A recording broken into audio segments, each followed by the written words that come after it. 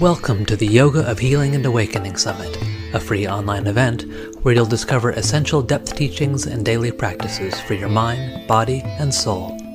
Share these visionary masters and esteemed practitioners with your friends and family, and join us on Facebook at the Shift Network. And now your host, Cindy Lee. Welcome, everyone. We're so glad that you're joining us today, and I'm really happy and honored to introduce my special guest, Richard Miller.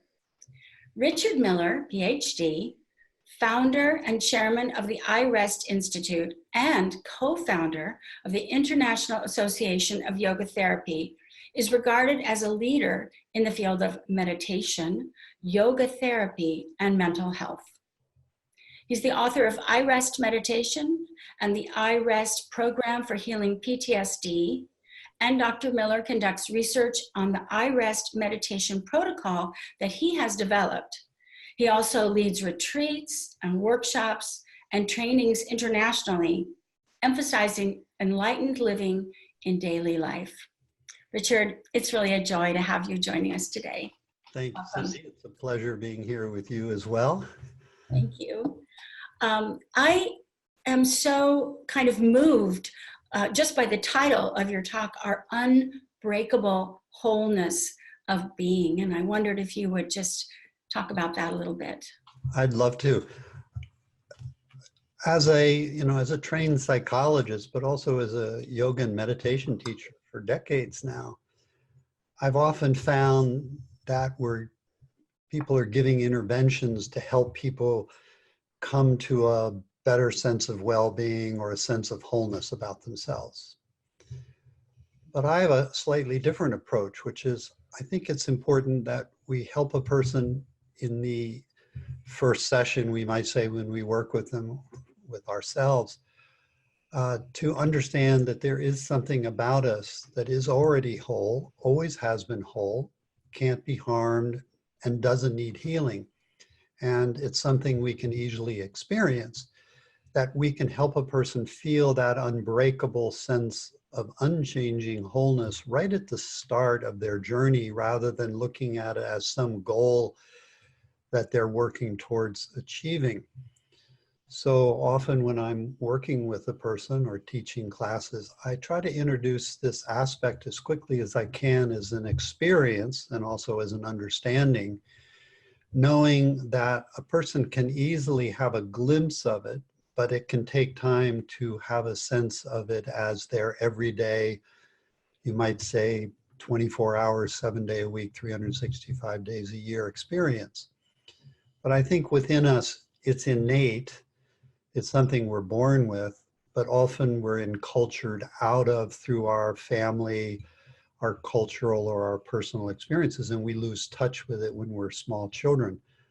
I think our job as teachers is to help people recognize it and then learn how to remember it, and then over time understand that we're no longer having to remember it, it's actually remembering us. Mm-hmm. Mm. Yeah, so you're just bringing us back to ourselves, you're bringing us back to home, and we have a tendency to see what we perceive as what's wrong with us or what needs to be fixed, and in a way you're refocusing. Actually, I like your analogy. I just thought about it. You know, if we're playing baseball, we start at home plate, and then we hit the ball and we circle around the bases and we come back to home. Mm-hmm. So in our perspective, we want to recognize that sense of home base right from the beginning, and then keep circling back to it wherever we are and whatever we're going through. Mm. My sense is this sense of underlying wholeness gives the resiliency that often we're looking for, that enables us to navigate challenging circumstances. And do you find when you meet someone for the first time and they come for a session and you talk about this to them, that they feel that right away, that they respond, or do you get pushback, or how does that go? I haven't yet met someone who can experience it. sometimes it's like starting a lawnmower. It takes a number of pulls of the cord to get the engine going, and some you need to do a little tweaking. But it's something because it's innate within us. It's just a question of the recognition of it. And for me, it's so simple that it's often ignored out of its simplicity. Mm-hmm. And when it is recognized, people can begin to bring up a sense of doubt. Is this really true? So I like to think of it as a car we're buying. We want to take it for a test drive, take it out and really see it really is something we've always known, probably ignored, now recognizing it and beginning to experience it. Then the trick is remembering it and weaving it into our everyday activities, relationships, and interactions. And I've become aware over time that we're all striving in a way to remember how to be happy, but forgetting is as much of life as remembering. So I've come to appreciate when we forget, it's in a way just normal everyday life. But our work in a way is to keep that strategy of continuing to remember until there does come a moment where we are in a way being remembered. Yeah. And, there are a couple of simple activities I could share with you right now in the audience about how might we begin to tap into this inner sense of wholeness. So maybe we could ground our time together from this as if I were starting a person out and the first time I was meeting them. So I would ask you or my audience to, with your eyes open or closed, just to gently rest back for a moment and imagine you're in that transition point between something you've been doing or have come from, and you're not yet ready to move on to the next doing. And so there's this moment, we might say, of an ease of being, of a time out, where we're just resting back momentarily. And we're letting thoughts be here, but more like helium balloons, let them float up above. So we're unhooking from them. And we're more like riding an elevator down out of our thinking mind, down into our heart. So we're more feeling a sense of being from our heart. And if you take a moment, and here's where working with opposites can be a very important aspect of engaging this sense of wholeness. If we take a moment, say, and we bring our attention down into one of our hands, and we let the hand open to sensation. So the palm, the fingers. So we just feel the actual sensations, vibrations of the hand itself. And we're not so much looking down at the hand with our thinking mind, but we want to feel that we've come into the hand and we're feeling the hand more from the hand. And we'll go through this very simply. Come over now to the opposite hand and allow the palm and fingers to be alive, tingling. Then come back to the first hand and slowly feel over to the opposite hand. Then for a moment, feel both hands at the same time. And as we're moving from thinking, which is more concept, to just sensing the hand, which are perceptions, it helps to unhook from the thinking mind. We come more into a heartfelt feeling of being. And then we have simple inquiries. When we're simply being, we might say, where in our body or where is the location of our felt sense of being? And we can perhaps feel it as a presence that we feel in our belly or our heart. But it can also have a more field-like quality that it radiates behind as in front. So take a moment and divide attention so we're equally feeling behind as in front of ourselves, but also equally out to the sides, right and left, and equally below and above. So attention is equally distributed like a sphere where we're sensing everywhere at the same time. And we might feel how this activates a little bit more of the heart and the belly and this sense of being. And the more we rest in the perception of being, just the felt sense of it, we can perhaps see how the thinking mind begins to slow down a little bit. And then we can inquire, is this sense of being familiar? Is it something we've known but perhaps ignore? So we're taking time to welcome it in as a felt sense. And then perhaps we can inquire, as being, does being, this felt sense of being, this natural ease of being, does it need anything? Or does it lack for anything? How perhaps we can sense how it's outside of lack or need or want, even as the body still has need of shelter, food, safety. But something about being transcends need and lack and want. And then we can also perhaps inquire how being can accompany us, whether we're resting like we are in the moment, but we could equally see we could be walking around feeling this ease of being. It's possible to even be in the midst of a conversation like we are in this moment and still feel this sense of being.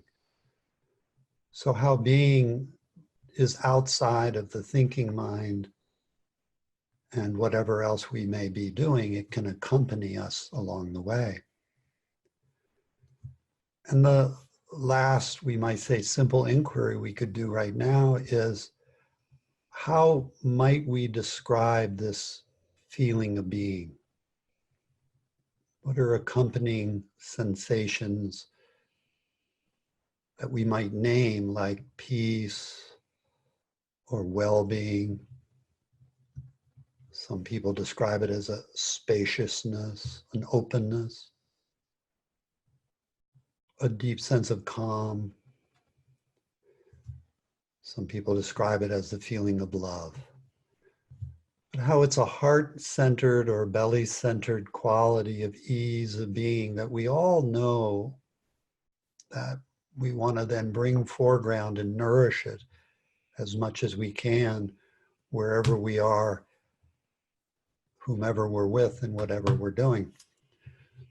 So what I'd love to do is, as we're continuing our dialogue, you and I, Cindy, and the audience, just to keep remembering this sense of being, and I'll keep remembering it to us, so we keep weaving it into our discussion. And what I've come to appreciate about it is, as we really anchor into it, it does feel unbreakable, unchanging, always present, and it gives a sense of ground from which we can meet whatever circumstance we may be in, that gives us the ability then to navigate the difficulties or the challenges we may be facing in our everyday life and relationships. Yeah, thank you for that. I could feel all the things you were naming, and also had a feeling of connection. You know, it's interesting because that's one of the things that people often report. They feel a greater sense of connectedness both with themselves and the world around them, which is, I've found, really important when I work with people who come in with some kind of trauma or depression or anxiety, where they begin to feel disconnected from themselves. and the world and their relationships. This helps reconnect them back into their sense of both self and others around them. Yeah. I mean, even just during the day, you know, because of our being on screens and, you know, all the millions of things we do, I know I can feel sort of disconnected just on a daily basis, you know. And so is this a practice that we can just drop into anytime? Absolutely. I think it needs encouragement like anything else. If we want to grow a muscle, we go to the gym on a regular basis.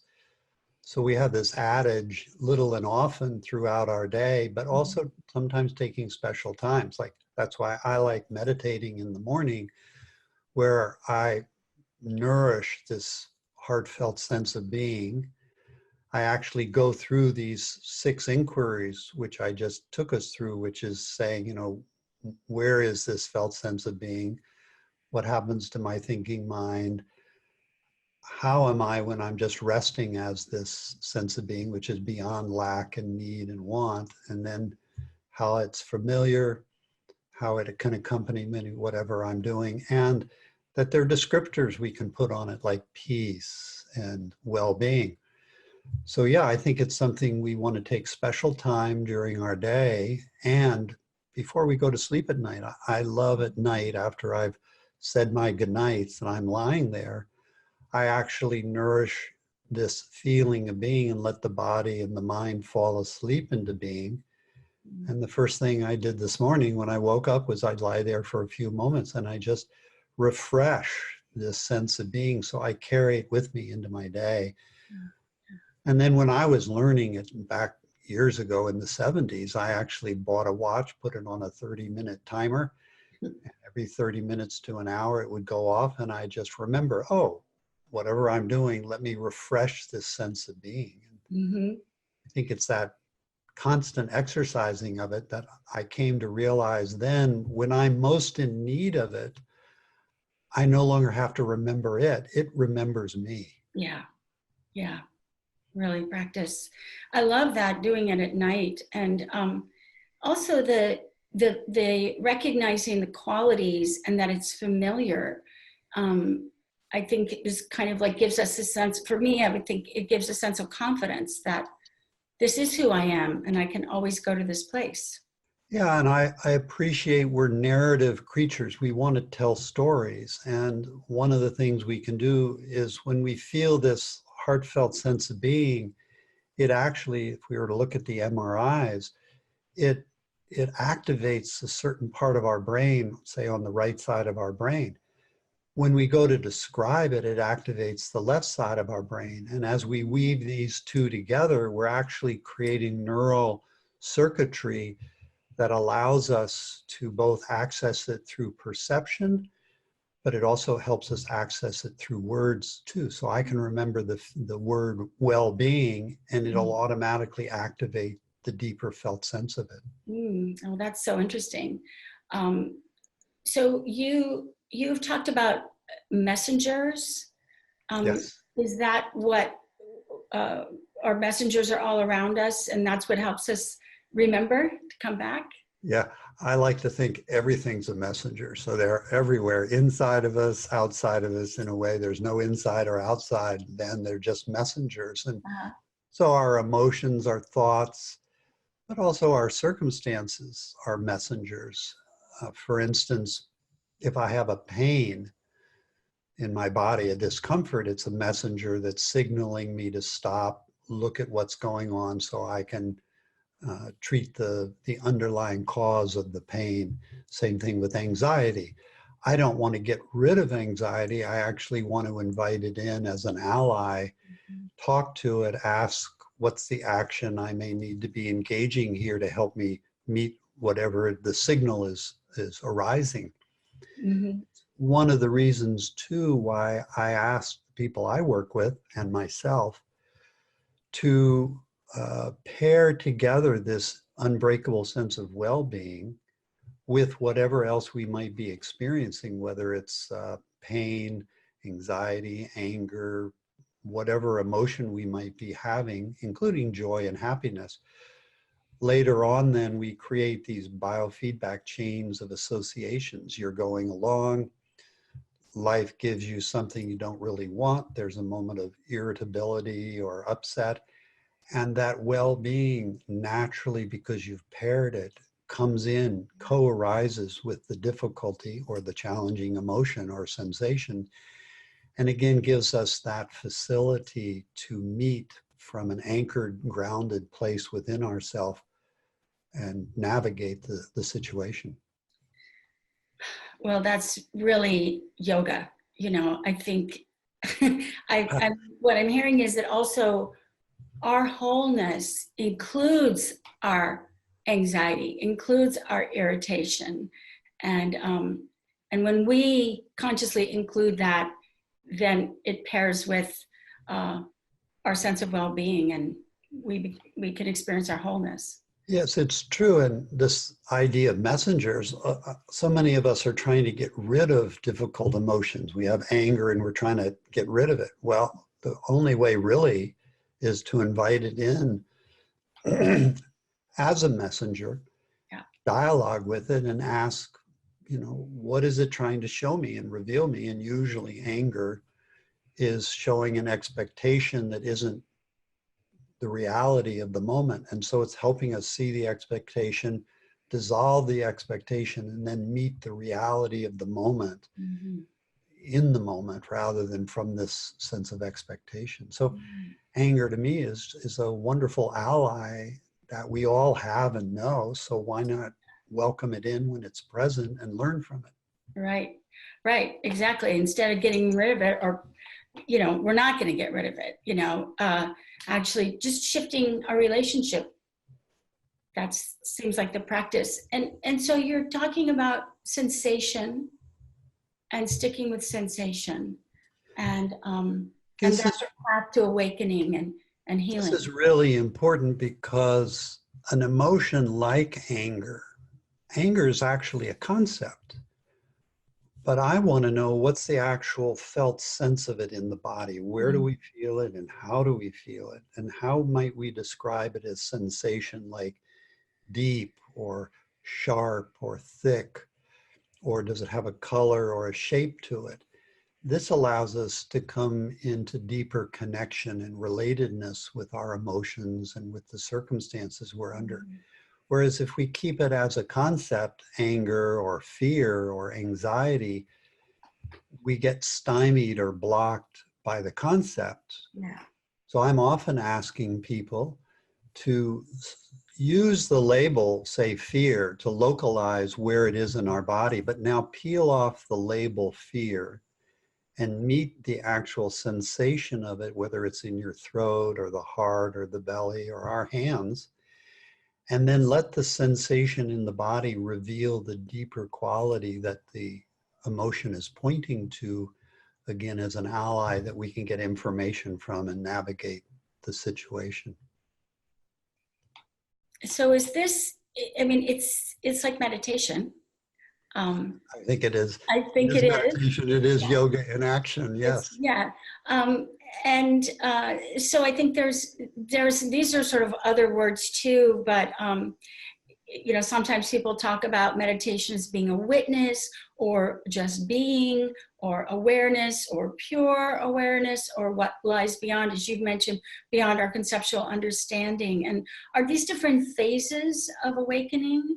I would say what you're describing to me is a continuum. If we start at the very beginning of the continuum, we're fused, say, with an emotion that's present like anger or a discomfort in the body or sadness. We're fused with it. We're in a way one with it. The first kind of movement of meditation would be to be able to get perspective. So we kind of learn how to step back as a witness of it. So it's over there, we're over here. And it's more like a statue of art that we're learning how to move around and look at it from different angles. And then as we're in that witness position, we keep feeling the emotion. So now we're not separate from it. We're related to it, but we're more than it. Yeah. Then we might have this sense of this resource of being that can accompany the issue or the circumstance we're facing. And so now we can feel ourselves more as a witnessing, not a witness, which is more of a subject-object relationship and keeps us as a noun, whereas witnessing is a verb, it's a process. So now we feel ourselves as a witnessing presence of being.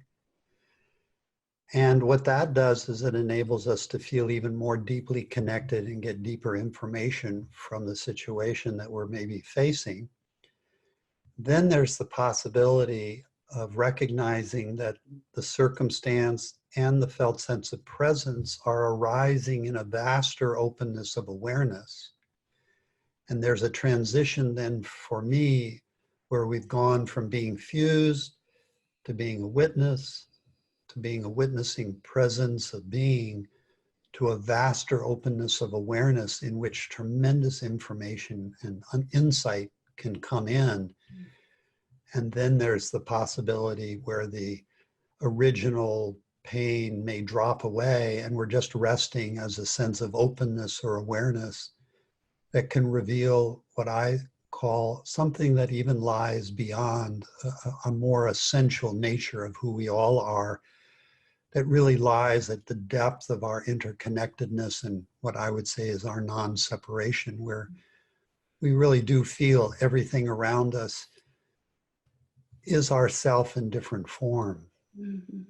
So yeah, I think there is a continuum here, and meditation is opening up this continuum to us step by step experientially. Being a witness is a radical shift after having been fused. I know that was so for me in my early 20s when I had been struggling with a long-time depression. And all of a sudden one day I found myself in this position of being a witness to it. I felt a tremendous relief and freedom that just increased as I fell into being a witnessing presence, a quality of awareness, and then this that lies beyond that really enabled me to navigate and resolve the depression along the way, but find also this deep, unbreakable, unchanging sense of being and wholeness that I now know was always inside of me. And I know now, having worked with thousands of people, it's in all of us. It's just a question of mining it to the surface. It's already here. Right. So your bio says something about being able to do this in everyday life, and the word enlightenment is in there. So it is indeed. If we were in this place all the time, is that enlightenment? And can we do that? Well, I want to think of enlightenment as several things. One is it's enlightening our attitude. So we're feeling much more light, responsive, and ability to engage. But ultimately, it's seeing through our sense of self as separate and objects as separate from us. It's enabling, or I would say awakening, a deeper quality of wholeness within ourselves that's always been there, that allows us to feel an underlying essence that we all share in common.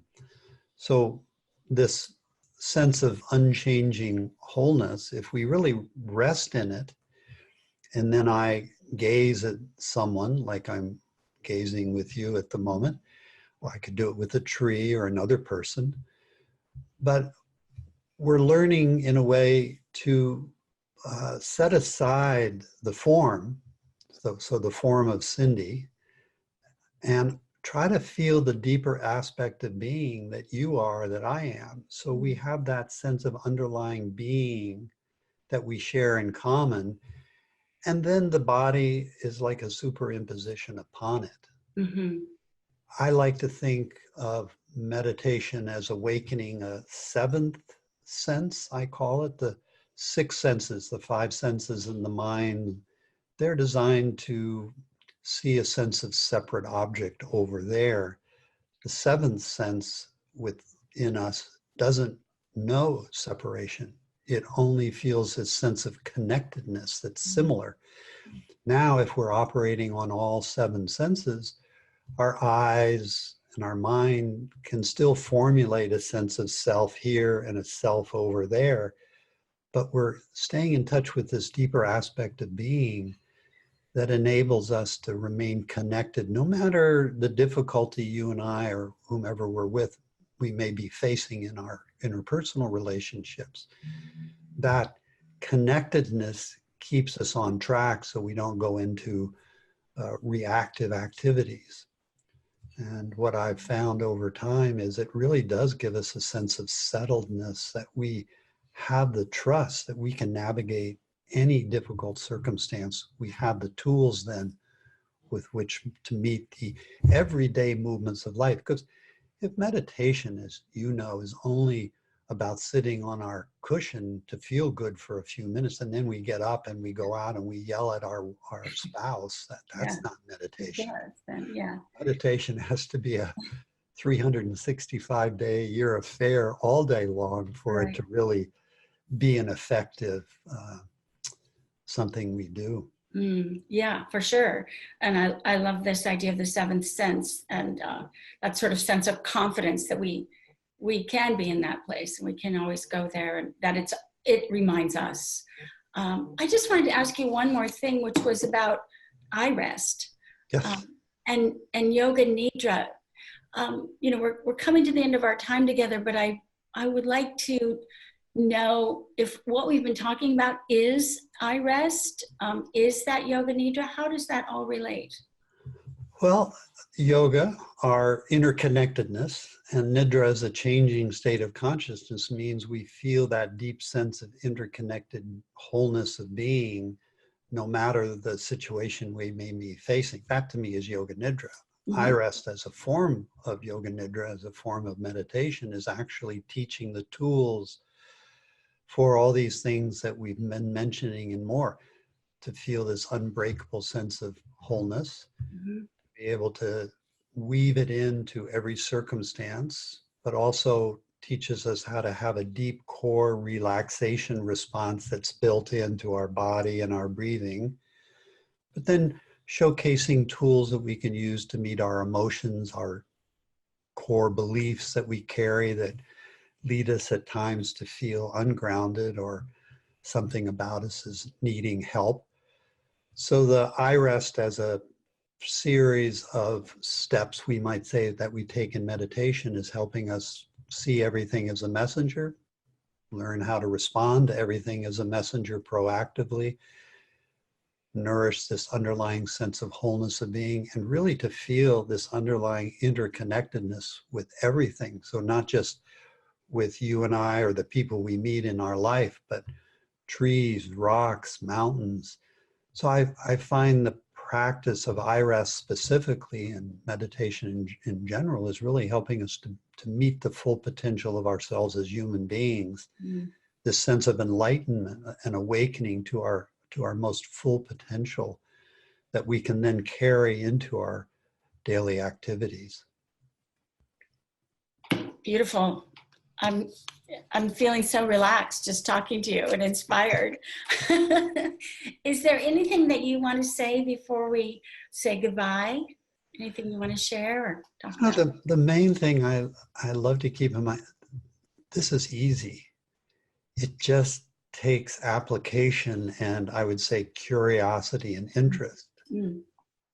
It's not difficult, but it does take time, and it does often take a mentor or a guide to help reveal these elements that are already here within all of us.